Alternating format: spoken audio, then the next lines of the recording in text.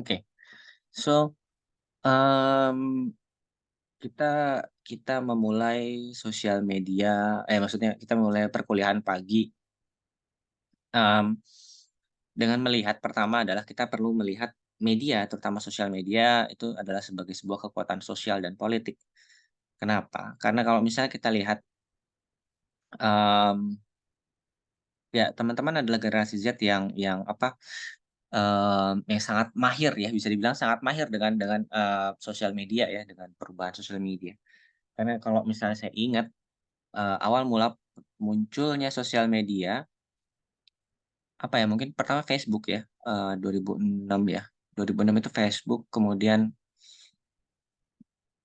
ada beberapa sosial media lain kayak Friendster gitu ya, kayak, Multiply, terus MySpace yang punya fungsinya sebagai ajang aktualisasi diri gitu kalau misal bisa dibilang. Kita juga pernah Indonesia pernah kenal banget, rame banget sama Pet, di mana fungsi awal dari sosial media pada saat itu kalau teman-teman mungkin teman-teman sekarang umur 20-an ya, kelahiran 2002 mungkin 2003 ya.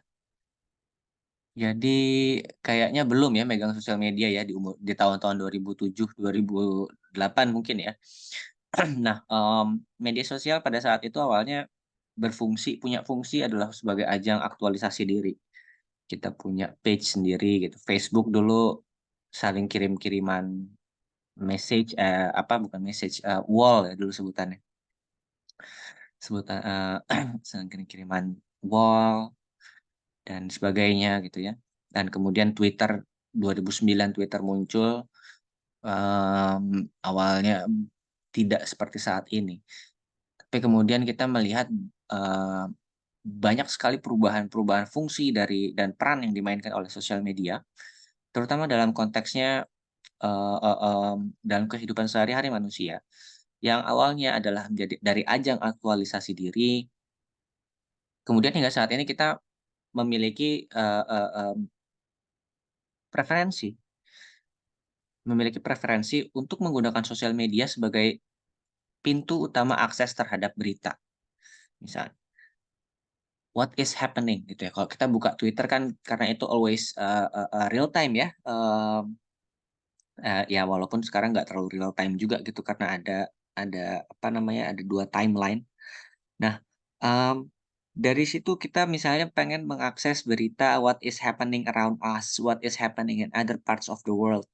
Kita buka Twitter, kita buka Instagram gitu ya, sometimes we also use, Facebook gitu dan di beberapa negara banyak yang masih menggunakan Facebook, bukan masih ya, banyak yang cenderung menggunakan Facebook dibandingkan media sosial lainnya. But, tapi kita membuka media sosial tersebut untuk mengakses informasi dan berita.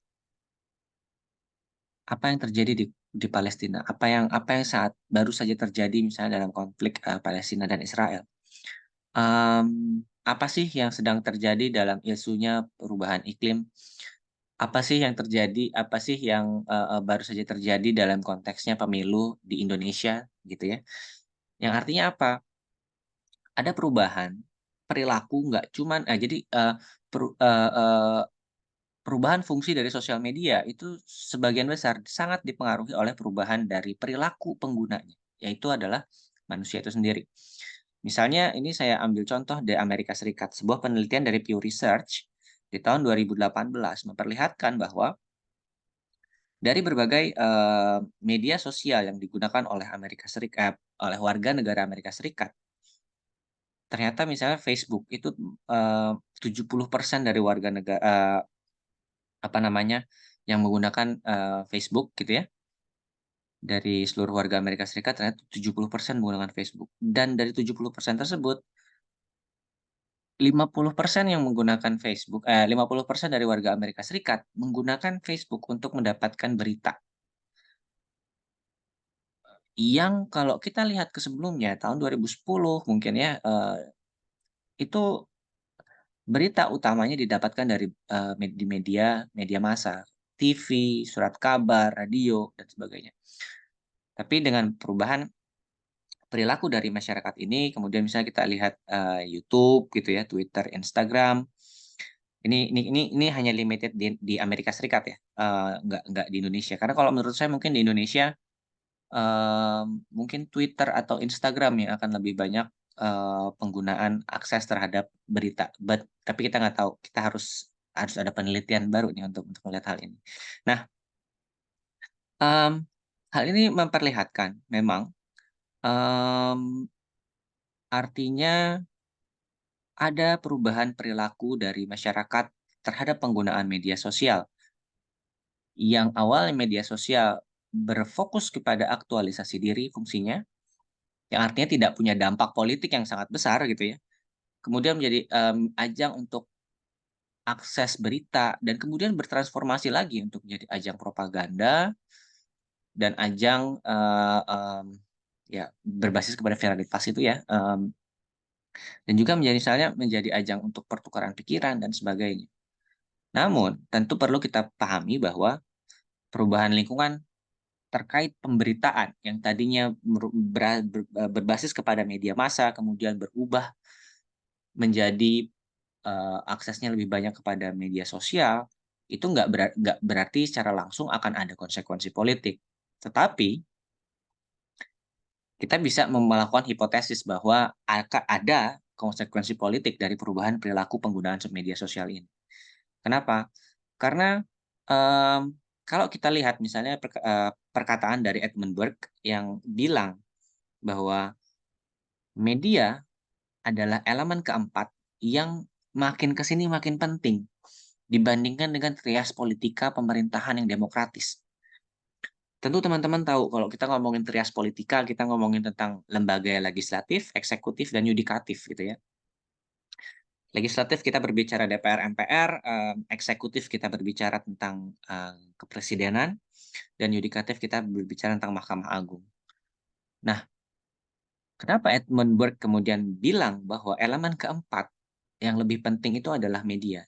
Dan dengan adanya perubahan sosial media, justru ini semakin lebih penting lagi dibandingkan dengan trias politika yang mungkin sudah ratusan tahun, nggak ratusan tahun lah, hampir ratusan tahun menjadi pilar dari demokrasi.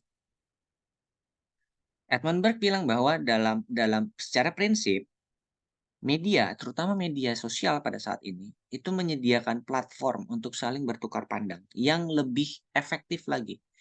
Kalau kita melihat kepada teori, media liberalisme, ya, teori liberalisme tentang media, kita tentu ingat, bahwa media dilihat sebagai sebuah pasar, gitu ya, pasar informasi, pasar ide, dan sebagainya. Dan pasar ini semakin lebih fluid, semakin lebih dinamis, semakin lebih cair dan lugas dengan penggunaan media sosial. Teman-teman bisa bayangkan kalau misalnya dalam, surat kabar aja deh misalnya, koran ya, pertukaran ide bisa terjadi, tapi biasanya kan melalui, Ops-ed gitu ya, surat pembaca dan sebagainya, yang perlu membutuhkan proses gitu ya. Mmm, kita nulis, kita kirim, muncul, kemudian nanti dicek sama editor dan sebagainya. Tapi sekarang kalau kita melihat kepada media sosial, pertukaran ide itu bisa terjadi dalam hitungan detik.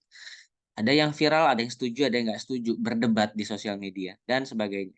So, jadi peran media sebagai pasar ide dan pasar informasi kemudian mengalami perubahan yang sangat signifikan dengan adanya transisi dari media massa menjadi media sosial.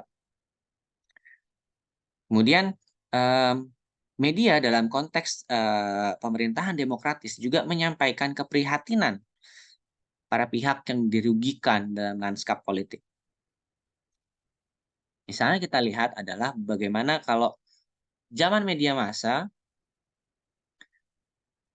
itu enggak hampir, pada zaman media massa seperti yang tadi kita, tadi saya sebutkan, akses untuk menyampaikan aspirasi ada, tetapi pintunya sangat kecil.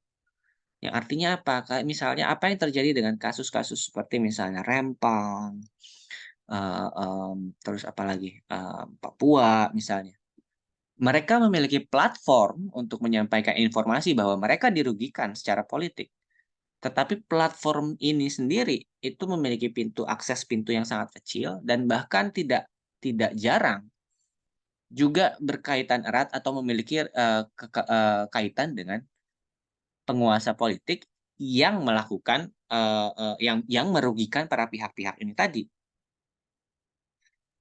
Sekarang kalau kita bandingkan dengan misalnya sosial media, media sosial, di mana semua orang punya akses terhadap pasar informasi ini.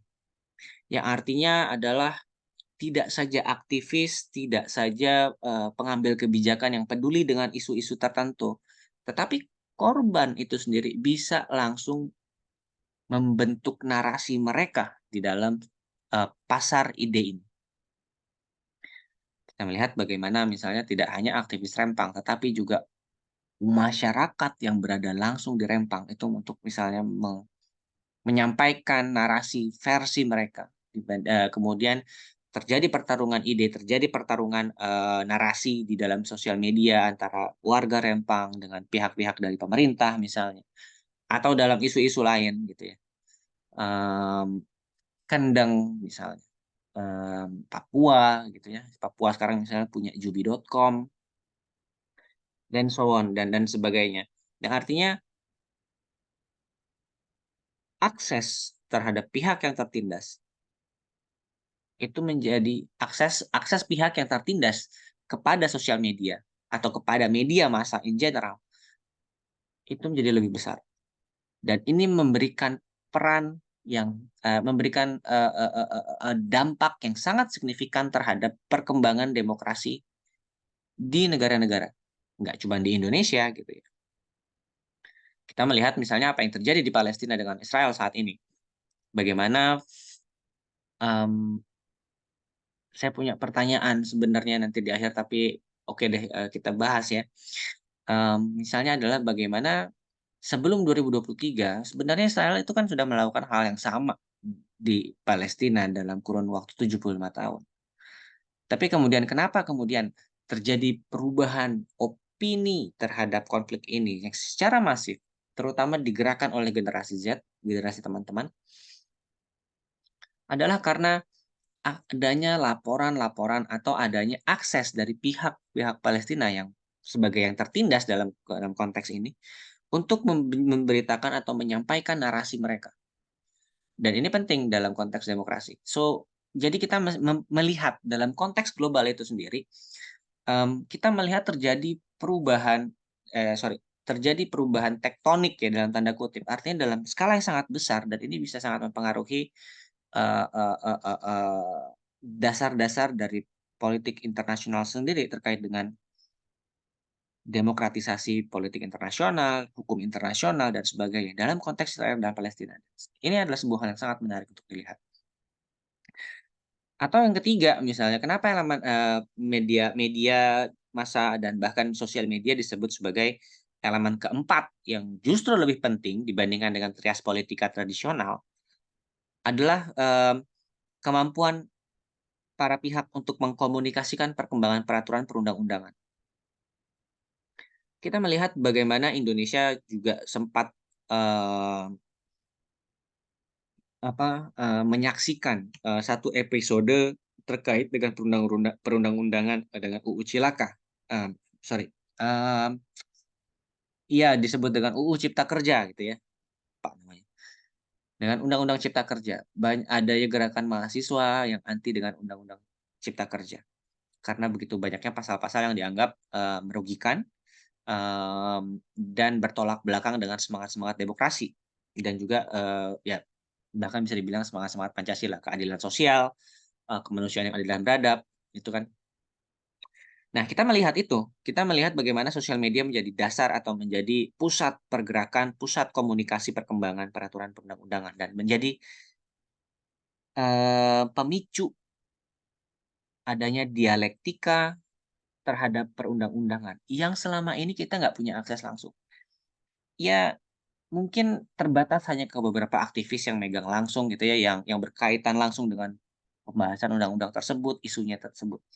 Tapi sekarang kita melihat bagaimana misalnya informasi ini bahkan sampai kepada tingkat mahasiswa dan masyarakat biasa, yang artinya adalah ini adalah sebuah bentuk pendidikan politik yang akhirnya pada akhirnya pendidikan politik sangat berkaitan erat dengan perkembangan demokrasi. Jadi memperlihatkan bagaimana sosial media terutama menjadi sangat sangat sangat penting dalam konteksnya, pemerintahan demokratis di beberapa negara, di berbagai negara, nggak cuma di Indonesia. Nah, Baum dan Potter juga kemudian mencoba untuk capture, menangkap dengan semakin meningkatnya media massa, peran media massa dan juga, media sosial ini, bagaimana sih jaringannya, bagaimana sih hubungan-hubungan mereka, bagaimana sih hubungan, antara sosial media, media massa dengan, eee, aspek-aspek lain gitu ya. Di mana kalau di sini kita melihat bahwa, mmm, media massa itu mempengaruhi opini publik gitu ya, eee tapi di sisi lain opini publik juga sangat dipengaruhi oleh media massa. Artinya opini publik bertarung bahkan di dalam media massa itu sendiri. Nah, kita melihat dengan adanya sosial media, Twitter, Instagram, dan sebagainya. Bagaimana media massa mampu mempengaruhi opini publik dan pada akhirnya opini publik juga akhirnya, muncul di media massa. Dan di sisi lain kita juga melihat bagaimana dengan demikian opini publik yang sebelumnya punya akses yang sangat kecil terhadap decision makers atau para pengambil kebijakan, sekarang mereka memiliki saluran baru untuk mendorong terjadinya, perubahan atau untuk mendorong pengambilan kebijakan tersebut. Awalnya bisa secara langsung, ya dengan cara voting pemilu, dengan cara kritik terhadap ini, demonstrasi dan sebagainya gitu ya, terhadap para, pengambil kebijakan misalnya di depan DPR. Ya, dalam hal lain, dalam waktu yang bersamaan, opini publik bisa sangat mempengaruhi media massa dan bagaimana kalau dalam konteksnya sosial media misalnya menjadi berbasis kepada viralitas gitu ya, di vi ah, hapus.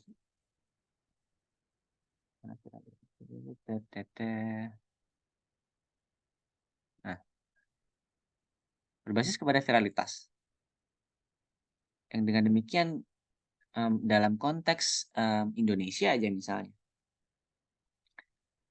ya, dalam konteks Indonesia, viralitas ini kan kita sekarang, saya menyebutnya virality based, policy, kebijakan berbasis viralitas gitu ya, banyak ya, dan udah menjadi sebuah, jargon aja gitu kan media massa dan, kebijakan berbasis viralitas. Dan apakah hal ini merupakan sebuah hal yang buruk atau sebuah hal yang baik? Kalau nanya ke saya pribadi, plus minus. Hal buruknya adalah bahwa artinya dalam konteksnya mengambil kebijakan, mereka tidak siap atau tidak memiliki mekanisme untuk misalnya melakukan kebijakan yang baik tanpa perlu adanya, viralitas tersebut. Tapi di sisi lain, sosial media memberikan akses terhadap terhadap media massa yang di mana mereka akhirnya mampu memaksa para pengambil kebijakan untuk berubah. Dan ini adalah hal penting atau hal yang sangat menarik buat saya. Apalagi dalam konteksnya adalah kependewasaan pendidikan politik di Indonesia itu sendiri. Sangat-sangat menarik. Yang artinya sekarang masyarakat Indonesia mulai memainkan peranannya sebagai, monitoring, ya sebagai pemonitor dari kebijakan-kebijakan pemerintah. Dan ini adalah bukti, viralitas adalah bukti bahwa masyarakat Indonesia mulai didengar. So it's a good thing for democracy, ya. Walaupun mungkin caranya masih dianggap salah, tapi ini adalah sebuah bentuk, eee, pengawasan politik. Ini adalah sebuah bentuk pendewasaan politik dan ini adalah baik bagi Indonesia. Mmm Di sisi lain akhirnya decision makers misalnya membuat sebuah kebijakan luar negeri gitu ya. Nah, atau ada beberapa event yang terkait misalnya. Akses opini publik terhadap kebijakan luar negeri tentu nggak bisa langsung ya. Karena apa namanya, sorry, aku hapus dulu semua. Nah, karena, opini publik bukanlah, bukanlah pihak yang mengambil kebijakan luar negeri. Tetapi, dengan adanya akses terhadap media massa, terutama sosial media di mana informasi, di mana opini publik terbentuk yang berbasis viralitas tadi dan sebagainya gitu ya. Akses opini publik, ya artinya adalah akses masyarakat terhadap terhadap kebijakan luar negeri menjadi lebih signifikan dan dibandingkan dengan sebelumnya. Sebelumnya kita tidak tidak tahu, benar-benar mengetahui kebijakan luar negeri apa aja sih yang diambil sama Kementerian Luar Negeri Indonesia. Tapi dengan adanya media massa, decision makers, pengambil keputusan akhirnya ketika melakukan sesuatu atau mengambil sebuah kebijakan luar negeri, dia akan menginformasikan media massa dan media massa akan menginformasikan opini publik.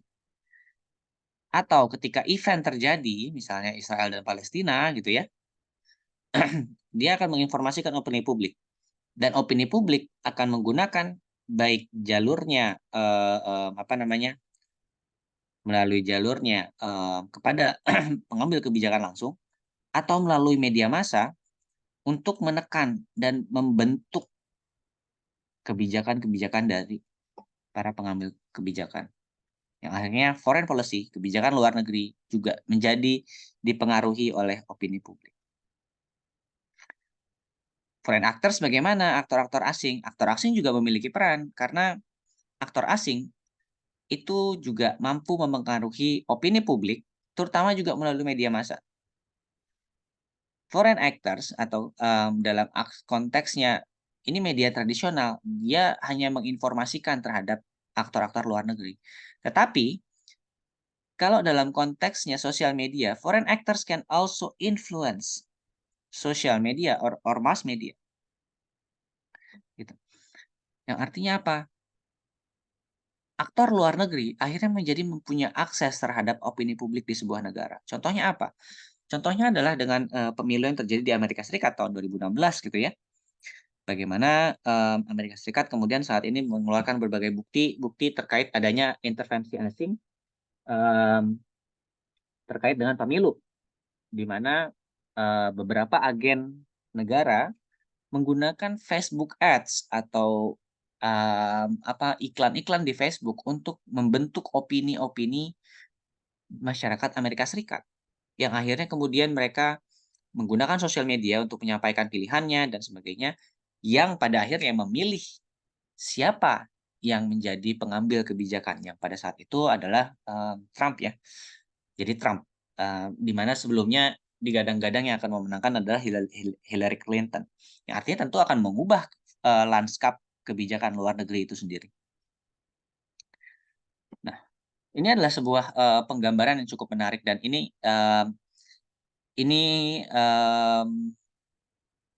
apa ya, ini kan untuk media massa. Tapi kalau buat saya, dalam konteks sosial media, skema ini masih memiliki kekurangan di poin 8, di mana poin 8 ini harusnya arahnya adalah timbal balik, 2 arah, karena dengan adanya sosial media. So, it's a very interesting thing, mmm, menjadi hal yang sangat-sangat menarik untuk melihat transisi atau perubahan peran, fungsi dari media massa itu sendiri, terutama dalam sosial media.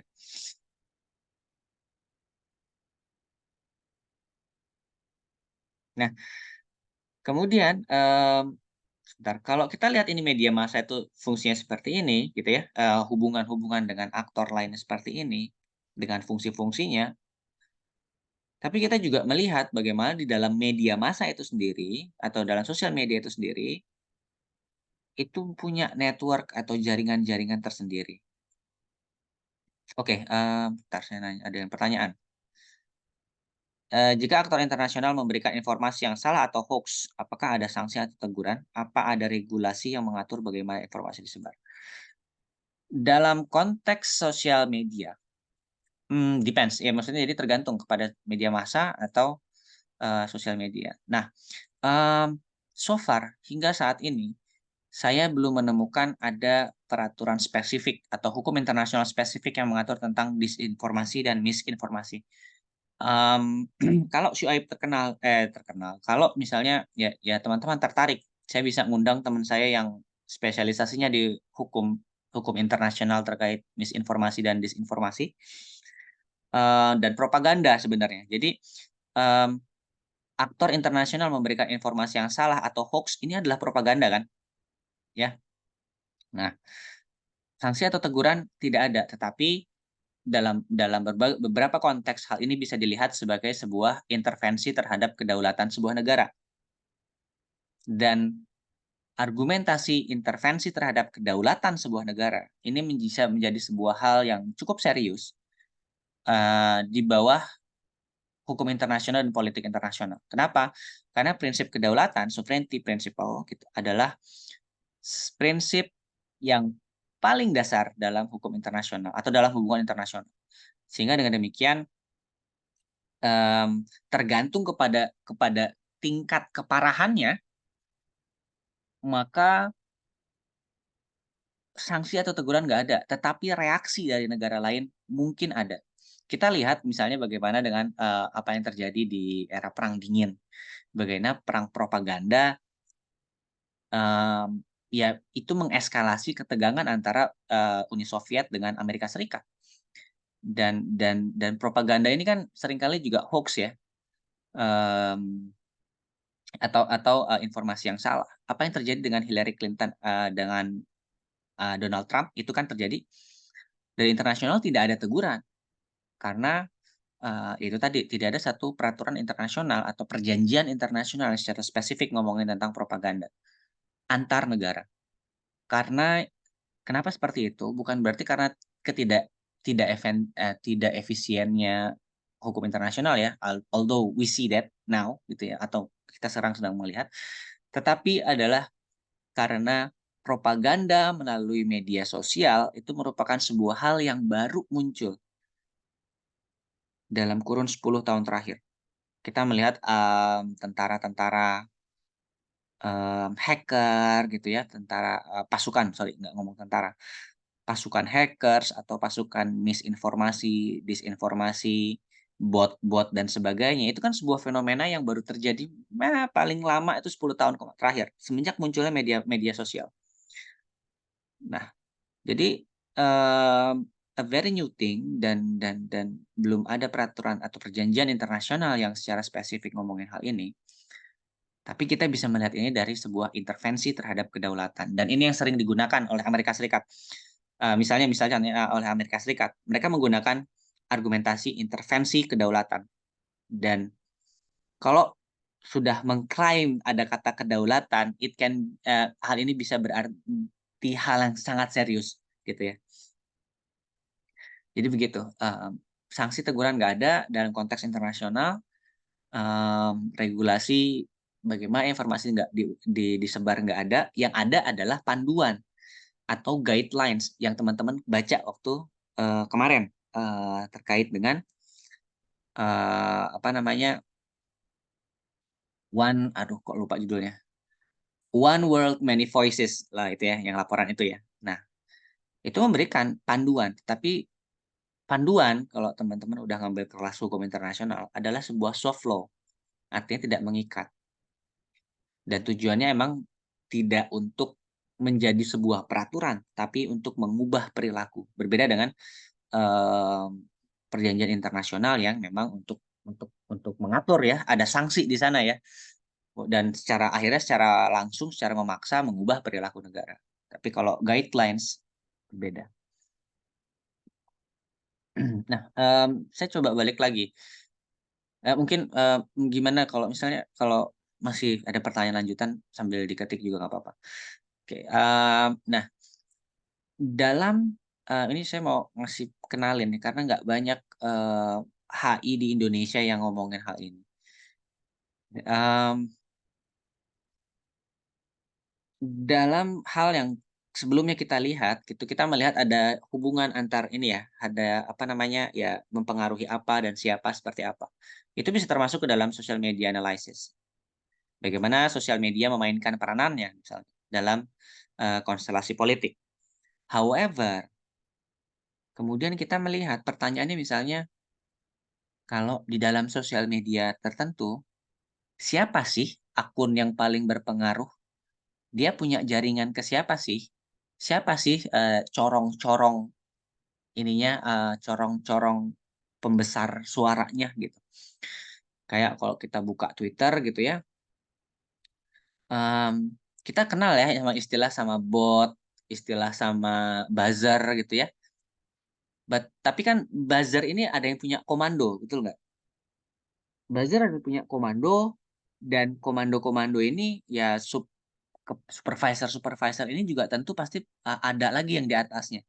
Dan hubungan di antara, buzzer, si penengah ini dengan siapa yang di atas, siapa yang punya pengaruh, itu bisa terlihat dengan, mmm, analisis social network atau analisis jaringan sosial.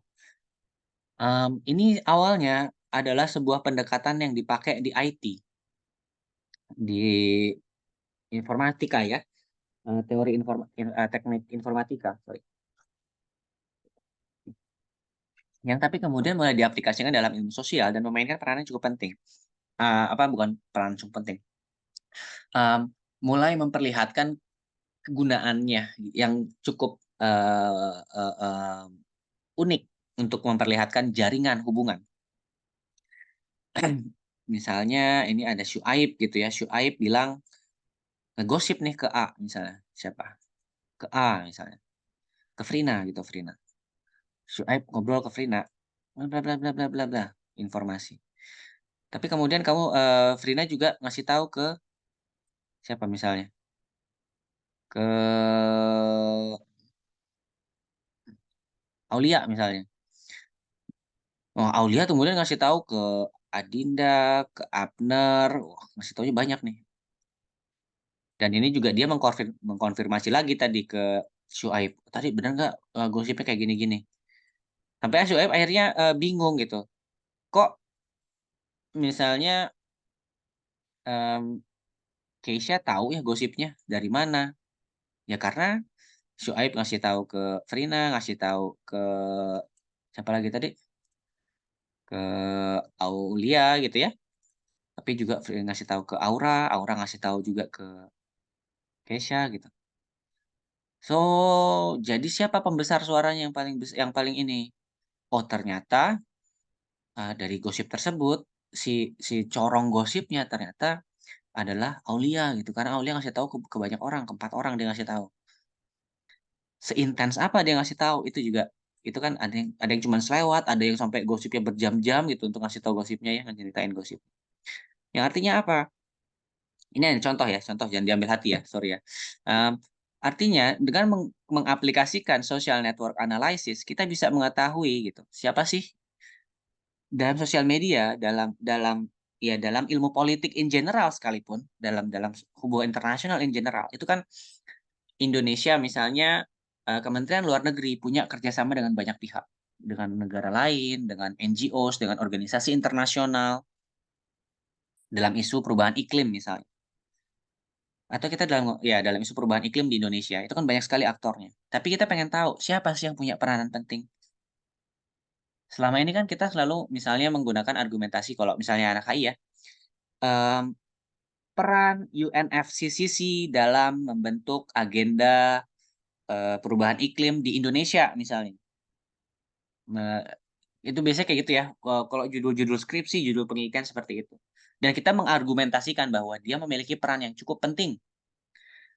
Pertanyaan berikutnya adalah ini, how far is the importance? Sejauh apa sih pentingnya dia? Untuk melihat itu kita kan perlu membandingkan dengan aktor-aktor lain ya kan. Nah, dan itu bisa terlihat dengan adanya aplikasi dari social network analysis analysis. Nah, contohnya adalah kita misalnya ngelihat ke misalnya, ini, how the Chinese government fabricates social media posts for strategic distraction, not engage argument. Jadi kalau Cina, sempat beberapa kali strateginya adalah distraction, mendistraksi dari apa isu yang penting, dan ini juga banyak diadopsi oleh beberapa aktor di Indonesia. Saya ngomong aktor, saya nggak ngomong pihak tertentu, saya ngomongnya aktor, ya. Nah, mmm, kita melihat misalnya dari higher level offices reported to dan sebagainya ya, mmm, dan nanti juga di sini misalnya ada, netizen gitu atau di sini ada, departemen yang lain gitu ya. They all got the information. Mereka semua mendapatkan informasi. Tapi kalau kita trace back, siapa sih? Dari mana sih informasi ini datang? Kita ngelihat ada beberapa simpul. Nih ya, misalnya ya, nih beberapa simpul yang menjadi corong. Tadi kalau kita sebut, kayak misalnya tadi peran yang Aulia mainkan, pemberitaan tersebut. Tapi kalau kita trace back lagi, ternyata berita tersebut datangnya cuma dari satu pihak, yaitu Zhangkong Internet Propaganda Office.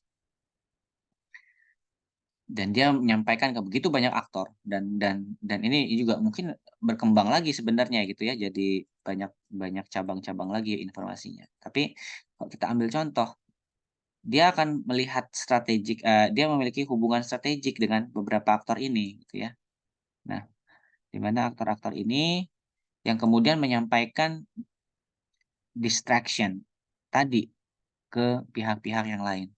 Supaya informasi supaya target yang ingin disampaikan informasi yang sebenarnya ingin disembunyikan itu berhasil disembunyikan. Nah, ini adalah salah satu aplikasi dari, social network analysis. Dan dalam konteks ini, hal ini cuma bisa berlaku terutama menggunakan sosial media maksudnya lebih efektif bila menggunakan sosial media dibandingkan dengan menggunakan media massa, karena media massa nanti kita bahas kenapa.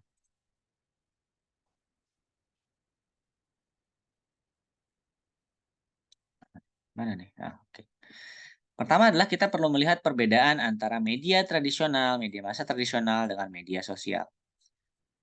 Yang pertama, tentu adalah terkait dengan mantra. Oh, tapi bukan mantra sihir, tapi adalah mantra, mmm, fungsi dari media. Dalam media tradisional, media massa tradisional, TV, surat kabar, gitu ya, mantranya adalah menyaring, lalu menerbitkan. Menyaring ini dalam artian wartawan punya berita, kemudian ya teman-teman yang kemarin datang ke kelas tamu dengan Bang Lukman, ya itulah ya ada prosesnya kan dari informasi berita, dan wartawan juga melakukan cross check dulu ke bawah gitu ya, ke sumber, narasumber dan sebagainya. Kemudian dia bikin berita, berita tersebut langsung kemudian diedit gitu ya, dan setelah diedit juga, disandingkan dengan berita-berita lain dan diprioritaskan mana yang akan terbit, mana yang nggak terbit. Mmm, dan semua itu harus melalui proses ini dulu sebelum akhirnya menjadi sebuah berita di media massa. So, filter dan publish. Kita nyaring kemudian kita terbitkan. Dalam dunia, media sosial, mantranya terbalik. Publikasikan dulu baru difilter atau baru disaring. Artinya apa? Ini yang sangat mengubah perilaku. Kenapa? Karena proses penyaringan ini kan sangat rigorous ya, sangat sangat sangat ketat ya. Ada proses editing, ada proses prioritizing, ada proses, cross check dari wartawan, di mana mereka semua punya skill untuk melakukan hal tersebut. Dalam media massa tradisional, ya even though sekarang kita, "Wah jangan percaya dengan media massa, ini beritanya gini gini gini." Yet at least kita harus mengakui, kita kita harus acknowledge bahwa mereka memiliki skill untuk melakukan filter tersebut, untuk menyaring informasi untuk membuat informasi menjadi lebih akurat. Walaupun akhirnya, mmm, karena adanya media massa ini akhirnya ya juga sangat mempengaruhi, tadi, propaganda, pemberitaan yang tidak tepat yang dilakukan oleh media massa. Nah, anyway, dalam konteksnya media sosial, fungsi menyaring ini akhirnya dibebankan ke kita sebagai pengguna, gitu ya. And this becomes a very big problem. Kenapa? Terutama adalah karena skill. Kita, masyarakat secara umum, tidak dibekali dengan skill untuk melakukan penyaringan tadi. Berbeda dengan wartawan, berbeda dengan pihak-pihak yang berada atau bekerja di kantor berita. Kita sebagai masyarakat awam, kita punya skill lain. Ada yang skillnya akuntansi dan sebagainya. Tapi kemudian ketika kita mengkonsumsi berita melalui media massa misalnya, beban untuk melakukan penyaringan tersebut jatuh ke kita gitu. Di mana kita nggak well equipped, kita tidak terlengkapi dengan skill tersebut. Dan inilah yang kemudian menjadi salah satu alasan kenapa propaganda, kenapa hoax itu juga menjadi lebih mudah terjadi di dalam media massa, WhatsApp gitu ya. Suka banyak ya kalau teman-teman ada yang punya grup WhatsApp keluarga atau bahkan keluarga besar mungkin ya, ada yang forward aja, main forward forward forward gitu ya. Tapi nggak dicek dulu gitu keabsahan atau kebenarannya seperti apa. Yaitu karena media massa media sosial punya mantra yang berbeda, publikasiin aja dulu. Masalah masalah ini hoax atau enggak, mereka percaya atau enggak, ya gimana mereka aja gitu ya. Sehingga pada akhirnya, mmm, kita sering ya, terutama dari teman-teman di generasi Z kan juga sering, "Kenapa sih misalnya kok generasi orang tua itu ya, yang di atas-atas ya milenial, di atasnya milenial itu apa, mmm, boomers ya, generasi boomers ini kok banyak yang kemakan dengan, apa namanya, kemakan dengan hoax dan sebagainya terutama waktu pemilu kemarin gitu misalnya." Masalah utamanya adalah karena itu. Karena mereka mereka terbiasa generasi boomers terutama ya, generasi boomers. Kalau millennials kayak saya, kita sudah mulai belajar lah ya dengan munculnya internet. Tapi kalau generasi boomers, mereka terbiasa untuk mengkonsumsi berita yang sudah disaring dan itu sudah berlangsung sepanjang hidup mereka. Artinya apa? Mereka nggak punya secara umum, saya nggak ngomong setiap individu, tapi secara umum, generasi boomers atau generasi ini tidak punya skill untuk menyaring berita yang muncul dari sosial media. Hal ini akan sangat jauh berbeda dengan teman-teman yang hidupnya, eee, terbiasa berinteraksi dalam sosial media, gitu. Generasi Z ya, generasi Z lahir nggak lama, 4 5 tahun kemudian, sosial media mulai muncul gitu kan, malah udah mulai established tuh. Artinya teman-teman kalau teman-teman dalam konteks di media sosial, filterisasi ini udah punya skill-nya secara umum gitu, karena teman-teman hidup dan terbiasa di sana. Kalau boomers, mereka nggak punya skill. So, it's one of the reasons why. Ini ini bukan hasil penelitian, ini hipotesis saya, tapi kalau ada yang tertarik kita bikin jurnalnya misalnya, gitu ya. Tapi ini adalah alasan kenapa filter ini tidak berlaku untuk sebagian kalangan masyarakat. Dan akhirnya, apa namanya, mmm, dengan perbedaan mantra inilah kemudian banyak sekali aktor-aktor yang melihat peluang sangat besar dalam media sosial. Makanya ada tadi, Cina punya, mmm, kantor, apa tadi nama istilahnya saya lupa, kantor sorry, eee eee eee, Internet Propaganda Office, secara spesifik Internet Propaganda Office dan mereka memainkan peran itu di sosial media. Dan kenapa misalnya banyak sekali aktor-aktor, buzzer-buzzer yang bermunculan di sosial media, karena buat beberapa aktor tertentu, gitu ya, saya ngomong aktor tertentu, sosial media memberikan akses dan memberikan peluang yang sangat besar, sangat-sangat menarik lah untuk melakukan propaganda. Jadi itu, perbedaannya terutama dan ini sangat mempengaruhi perilaku, nggak cuma perilaku media massa atau media sosial, tetapi juga perilaku aktor-aktor yang berada atau terlibat di dalam pasar informasi ini. Nah, yang kedua, media tradisional bersifat searah, sehingga menyebarkan informasi kepada konsumen tanpa ada dialog dengan sumber aslinya. Dan itu tadi kita lihat, kalaupun mau ada sumber asli, sorry apa, kalaupun mau ada, mmm, interaksi itu melalui surat pembaca gitu ya, yang ininya sangat-sangat susah gitu ya. Sebaliknya, kalau media sosial, dia menghasilkan informasi dua arah atau multi arah, yang artinya bisa, memungkinkan pesan-pesan diperkuat lagi gitu. Misalnya, wah ya ini ada melakukan, kekerasan terhadap temannya gitu, ada bullying misalnya atau ada apa, dan, "Oh iya saya punya bukti yang lain," gitu.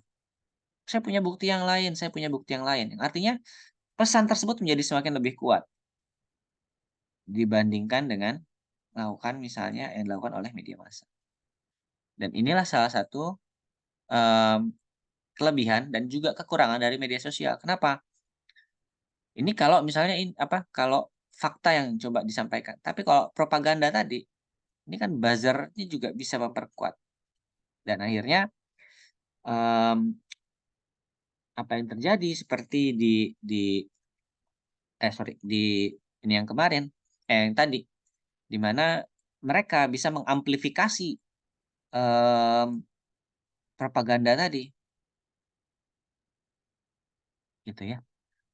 And it can be a dangerous thing, especially kalau misalnya secara khusus ditargetkan kepada pihak-pihak yang tidak ter terdidik untuk memiliki skill filter tadi, filter berita tadi. Yang ketiga, perbedaannya adalah terkait dengan psikologi perilaku, di mana kalau di dalam media tradisional, itu psikologi perilaku, audiens itu nggak ada atau, itu bisa diredupkan atau malah nggak ada gitu di dalam, media tradisional, dalam media massa. Artinya apa? Misalnya ada berita tentang A, tapi kemudian, mmm, ada pembaca yang merasa, "Saya punya narasi B, karena A itu nggak cocok, nggak pas, tidak tepat, tidak tidak inilah, atau ada yang mendukung," gitu. Akhirnya mereka harus melakukan kirim ke surat surat pembaca ya, Teh, ya, atau nelepon lah gitu misalnya. Tapi kan tidak selamanya itu bisa bisa dilakukan atau nggak selamanya mereka mendapatkan, mmm, platform untuk menyampaikan hal tersebut. Berbeda dengan media sosial, di mana dalam dalam media sosial,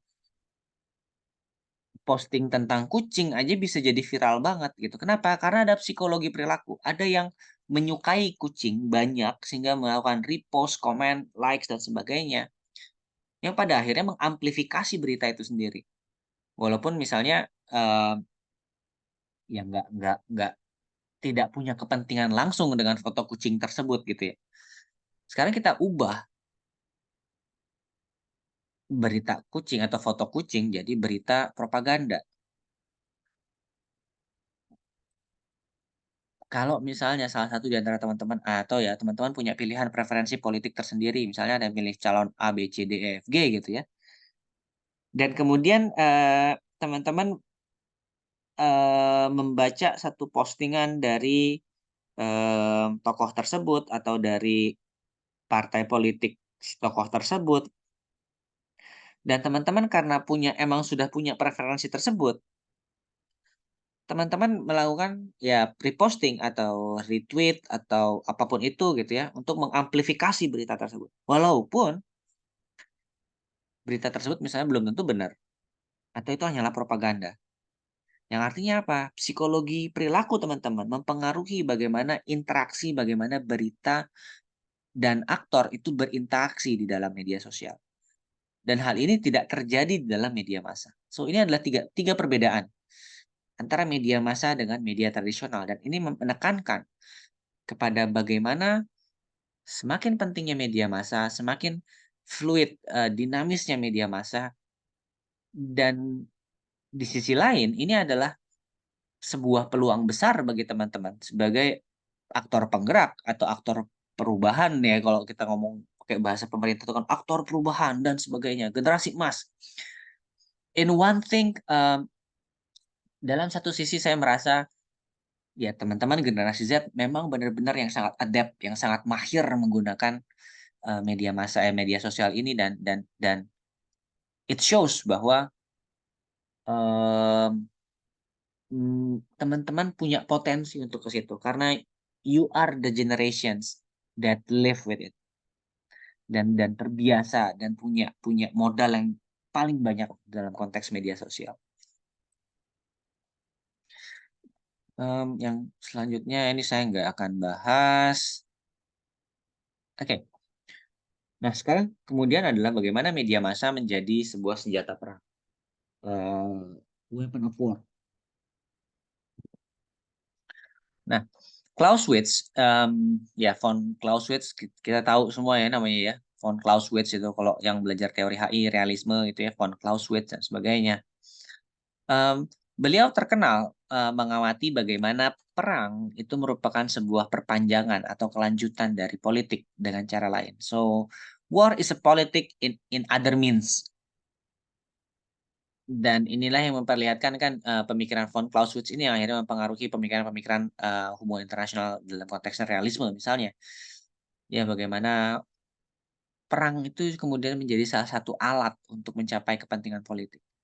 Nah, however, tapi buat teman-teman yang belum membaca Clausewitz dengan lebih dalam atau ya belum membaca, eee, mungkin ada yang belum tahu bahwa ada lagi pemikiran dari von Clausewitz yang sebenarnya sangat relevan dengan konteks kita, yaitu apa yang disebut sebagai trinitas perang. Yang dia Clausewitz mencoba menjelaskan, jadi nggak cuma tentang ya slogan bahwa perang merupakan kelanjutan politik dengan cara lain, tapi dia menjelaskan apa maksudnya gitu ya. Apa yang dimaksud dengan perang sebagai kelanjutan dari politik. Clausewitz mengidentifikasikan ada 3 sebenarnya maksud dari ini, di mana, mmm, ketika berbicara mengenai perang sebagai alat politik atau perpanjangan tangan dari politik, dia ada 3 elemen, yaitu yang pertama adalah alasan atau reason, di mana ini aktor yang sangat terlibat yang sangat relevannya adalah pemerintah, emosi dan semangat atau yang di mana, yang relevannya adalah rakyat atau opini publik dan peluang atau chance atau dalam konteks ini militer. Misalnya, pemerintah punya alasan, pemerintah Amerika Serikat punya alasan misalnya untuk, melawan Rusia. Karena Rusia melakukan intervensi, mmm, pemilu di Amerika Serikat tahun 2016. Passion rakyatnya juga opini publiknya juga sangat mendukung itu. Tapi peluangnya dalam konteks militer, ya tidak tidak memungkinkan karena it can create a nuclear war at the end gitu ya. So, for a for a war to be the extension of politics, there should be an alignment between these three elements of the Trinity of War dari Clausewitz. Jadi Clausewitz bilang ini tiga hal ini harus sangat berkaitan satu dengan yang lain, saling mendukung satu dengan yang lain supaya perang bisa terjadi. Kita bisa ambil contoh adalah misalnya jadi gini, bagaimana opini publik juga kemudian mempengaruhi kebijakan ini gitu ya, kebijakan perang. Mmm, Sama seperti bagaimana opini publik juga mempengaruhi strategi militer karena bentuknya triangle ya, segitiga, mana sih? Eee, karena bentuknya segitiga. Jadi tadi pemerintah, ini opini publik, dan ini militer ya, militer. Nah, bagaimana pemerintah bisa mempengaruhi opini publik, mempengaruhi rakyat, rakyat bisa mempengaruhi pemerintah ya, memilih siapa, kemudian melalui media massa bisa menekan, kebijakan dan sebagainya, tadi kita udah bahas. Dan itu juga berlaku bagaimana, pemerintah tentu militer hanya bisa berjalan kalau ada oke go dari pemerintah ya. Dan terkadang militer juga sangat bisa mempengaruhi pemerintah kalau memiliki bargaining power atau memiliki power simetri yang hampir seimbang. Di sisi lain, opini publik juga bisa mempengaruhi pemerintah militer, strategi-strategi militer dengan cara misalnya, saya contohnya toleransi masyarakat terhadap biaya. Kita ambil contoh adalah perang Vietnam, ya, di mana kalau dalam perang Vietnam, em, opini publik atau masyarakat atau rakyat melakukan dua fungsi ini, mempengaruhi kebijakan pemerintah dan juga mempengaruhi kebijakan militer. Dalam kebijakan pemerintah, bagaimana opini publik demonstrasi besar-besaran di Capitol Hill misalnya, itu sangat mempengaruhi bagaimana pemerintah Amerika Serikat pada akhirnya mengambil kebijakan untuk menarik diri dari Vietnam.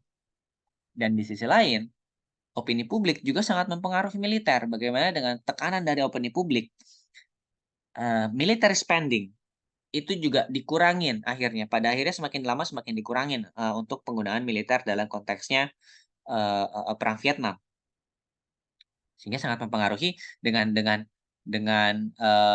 military spending atau biaya militer yang lebih sedikit, tentu kebijakan atau strategi-strategi militer menjadi lebih terbatas.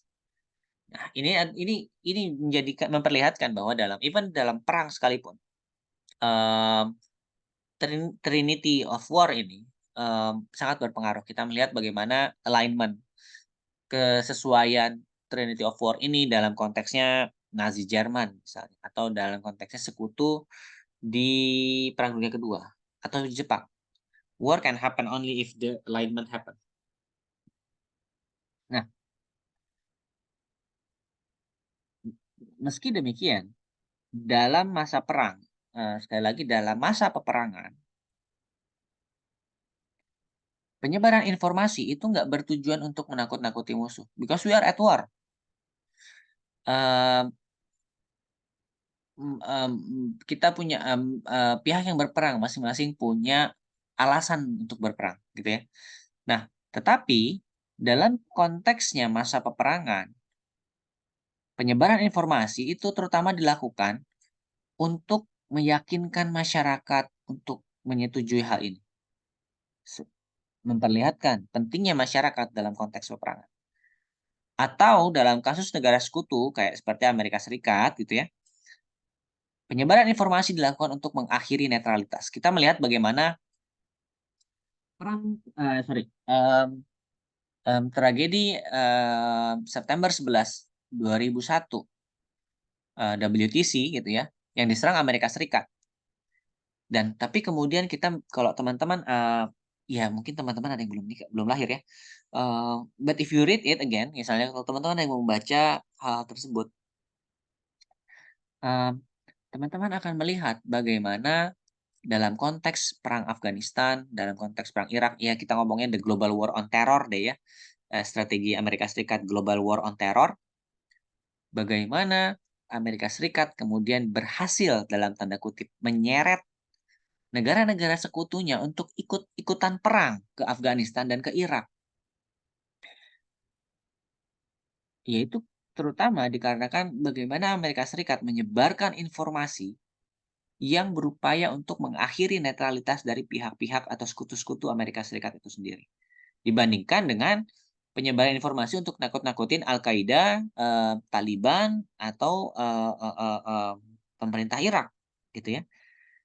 Mereka lebih banyak menyebarkan informasi keburukan dari, lawannya, Al-Qaeda, mmm mmm, apa namanya, Taliban gitu ya, Saddam Hussein, untuk meyakinkan sekutu-sekutunya bahwa we are fighting the good war.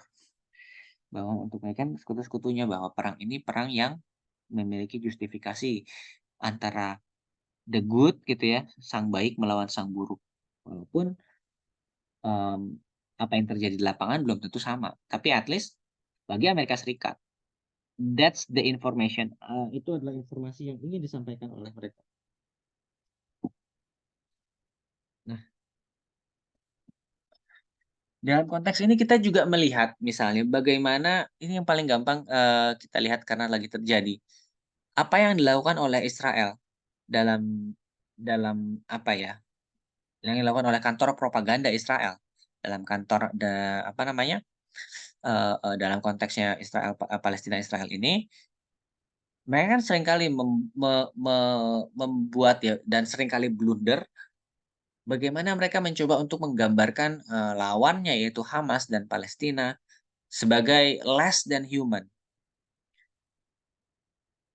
atau ya sangat-sangat brutal, wah gitu yang termakan kan masyarakat masyarakat, beberapa masyarakat termakan itu kan adalah bahwa Hamas itu memenggal kepala bayi, bahkan setelah 1 bulan dan sudah terbukti itu tidak terjadi ya. Dan baru-baru aja baru baju kemarin-kemarin baru bilang bahwa, polisi polisi Israel juga bilang sekitar 300 lebih, orang warga Israel yang meninggal dalam serangan 7 Oktober adalah warga Israel yang ditembak oleh, helikopter dari militer Israel itu sendiri.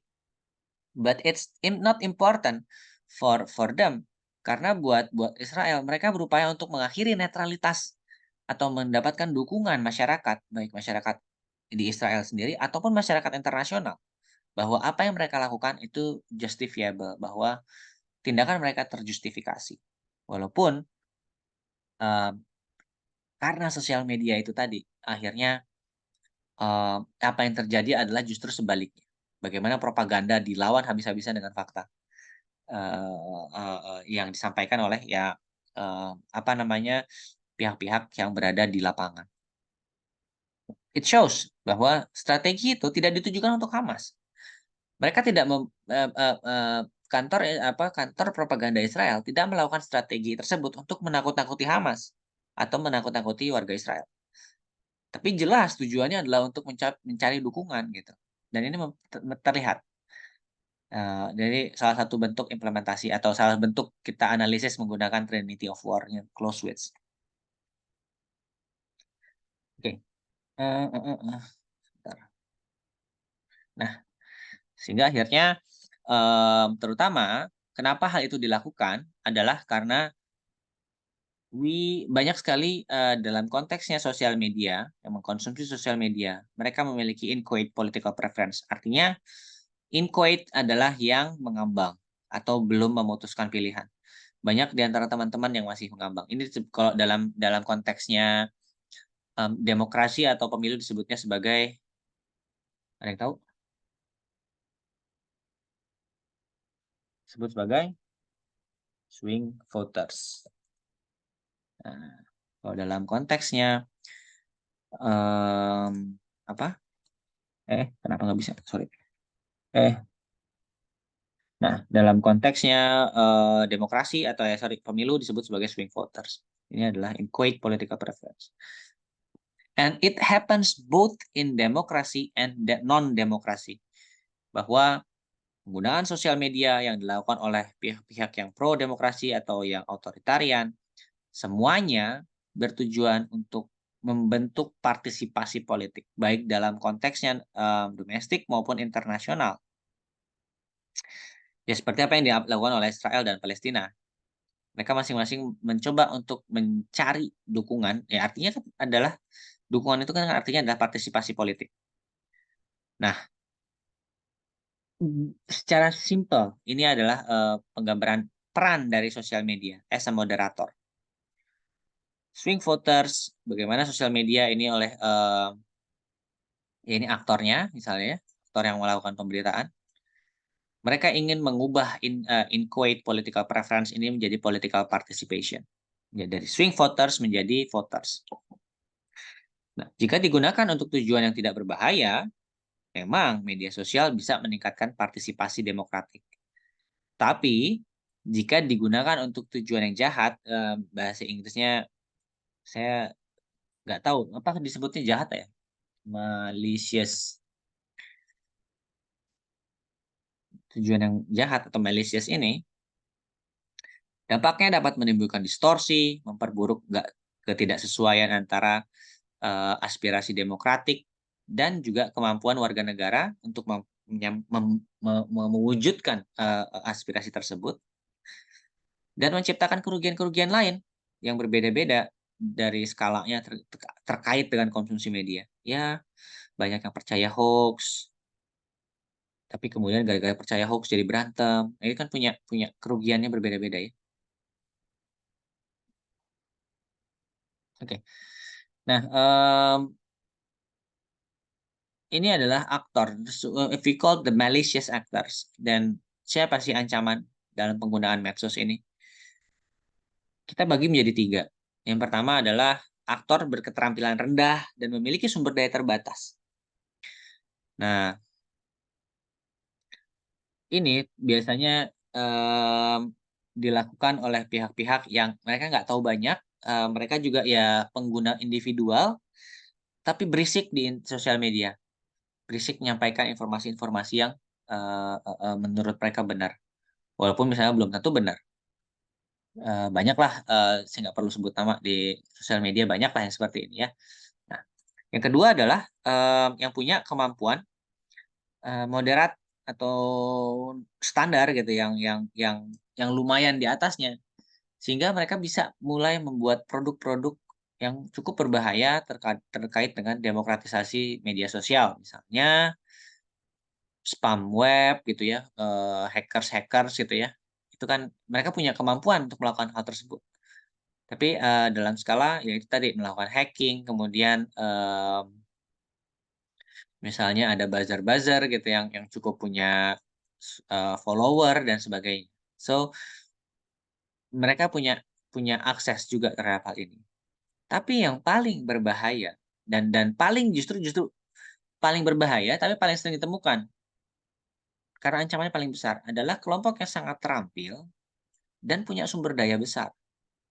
Seperti misalnya aktor-aktor yang disponsori oleh negara, negara Konoha misalnya, gitu ya. Dan punya agenda jangka panjang, misalnya kayak pembentukan opini terkait dengan salah satu paslon gitu, pasangan calon presiden dan wakil presiden. Nah, mereka punya sumber daya besar, mereka bisa bikin, ribuan buzzer, mereka bisa nge-install, apa namanya, mmm, Pegasus. Pegasus itu, yang kita pernah bahas, mmm, apa namanya, software software dari Israel yang berkaitan dengan misinformasi dan disinformasi. Sorry, misinformasi.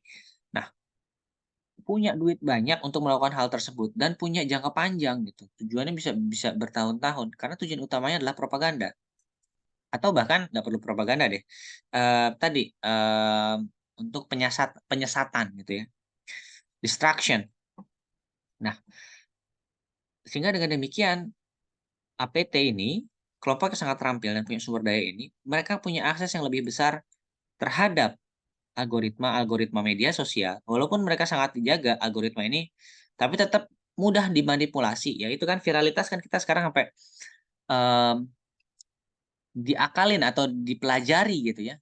Bagaimana caranya biar viral? Oh, berarti harus berapa seconds, harus, ininya berapa detik, harus, kontennya seperti apa, visualnya seperti apa, dan sebagainya, hashtag-nya seperti apa, di jam berapa postingnya, berapa lama, all of it based on how they study the algorithm.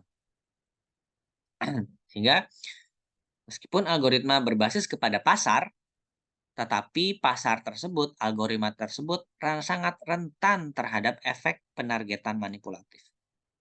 Targeted targeted manipulation gitu ya.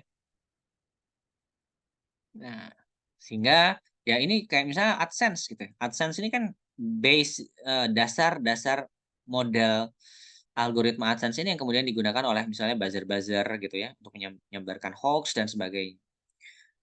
Mmm, dan ini cukup menarik sebenarnya walaupun saya nggak punya banyak ilmu dalam konteksnya IT ya, tapi ini menarik untuk dipelajari. Apalagi buat teman-teman yang lebih adept, yang lebih terampil dalam konteksnya penggunaan media sosial. Oke, sebagai penutup ini ada satu video dari ini untuk memperlihatkan sosial media, the roles of sosial media dan politik, terutama juga politik domestik dan politik internasional. Saya belum nge-share sound-nya ya, bentar.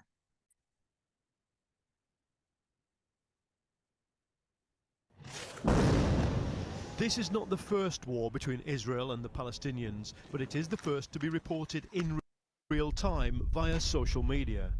Yesterday, as reports came in of massive civilian casualties in Shajaya, it was on Twitter that you could see the aftermath unfold as it happened. Those tweeting were not just journalists, there were activists, ambulance crews, relatives of victims. The basic details were clear quickly. An ambulance had been attacked, there were bodies on the streets, hundreds of people were fleeing. You know, there were tweets coming out about bodies littered on the street, just really horrific sort of pen portraits of things that we hadn't yet seen pictures of. And that did seem to affect the news cycle. I noticed that reporters who were following the story remotely sort of galvanized themselves for a very big story, which it's turning out to be. Social media is where networks and hierarchies collide, and nothing illustrates that better than the way the Israeli Defense Force reacted on Twitter as news of civilian casualties emerged. It put out plaintive statements not backed by evidence, that it had warned people that the area was a Hamas command center, that rockets had been fired from there. Meanwhile, the Israeli Prime Minister was saying this on American TV. They want to pile up as many civilian dead as they can because somebody said they use, I mean, it's gruesome, they use telegenically dead Palestinians for their cause. They want the more dead, the better. Between official statements and tens of independent testimonies and photographs, there's no contest. Today, more evidence of how the story is being told by participants first, journalists second. A young Palestinian, unarmed, already shot in the hand, is about to be shot again, apparently fatally, by sniper fire. The rescue team he was part of records what they believe is the moment of his death. It's an incredibly harrowing video that's now racing around the social media. Sometimes a clip of video can be so definitively, obviously authentic that it can change the discourse, but it doesn't happen very often. That it happens at all is probably due to mobile devices. Last time Israel invaded Gaza, there were 26 million people on Twitter. Today, there are 250 million people on it, and 10 times the number of smartphones that can run it. These things can bring death and destruction to the palm of our hands and right into our lives. Last time Israel invaded Gaza, there were fewer journalists on the ground, far fewer ways for participants to tell the story. So what the effect will be, we don't know.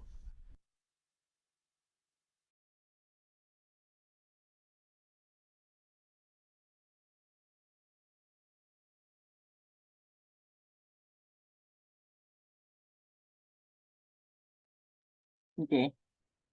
Sebentar. Gimana ya? Next. Next. Next. Next. Next. Next. Wah. Oke. Anyway.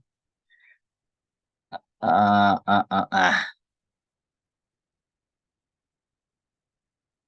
see. Sebentar. Sebentar ya. Ya. Copy video URL nanti saya share di sini. Saya share juga di grup ya. Mana grup?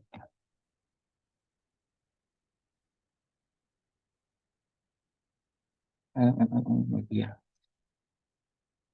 Media. Iya. Oke. Ya, kok balik lagi? Itu penutup aja sebenarnya. Dan slide terakhir saya itu hanya memperlihatkan satu pertanyaan aja. So what is different? Apa sih yang membuat berbeda dengan ini, apa namanya? Apa yang membuat konflik Palestina dan Israel berbeda? Kenapa misalnya propaganda untuk menyampaikan, ya propaganda, Israel kemudian kalah suara dan justru, backfired ya kepada propaganda Israel itu sendiri. Apa yang berbeda dengan sebelum-sebelumnya gitu ya? Semua semua terjawab, sebenarnya ada beberapa yang terjawab oleh video tadi, tapi ini mungkin kalau teman-teman yang kemarin habis, UTS-nya juga kan ada kaitan dengan ini, terus juga teman-teman mungkin ada yang bisa, ya kalau ada yang di Instagram, ada yang nge-follow adik kelasnya gitu ya, kemarin UTS dari kelas media dan jaringan informasi global itu, saya suruh mereka bikin reels gitu untuk, reels tentang konflik Israel Palestina ini. So what really happened? What is happening with Palestine-Israel conflict in terms or in the context of social media? Perbedaan-perbedaan inilah yang kemudian bisa teman-teman gali lebih jauh gitu ya, untuk melihat, apa namanya, peran-peran media. Enggak deng, ini bukan adik kelas ya, teman-teman yang bikin ya, kok saya jadi mikirnya ini kelas, kelas yang satu lagi. Sorry sorry sorry.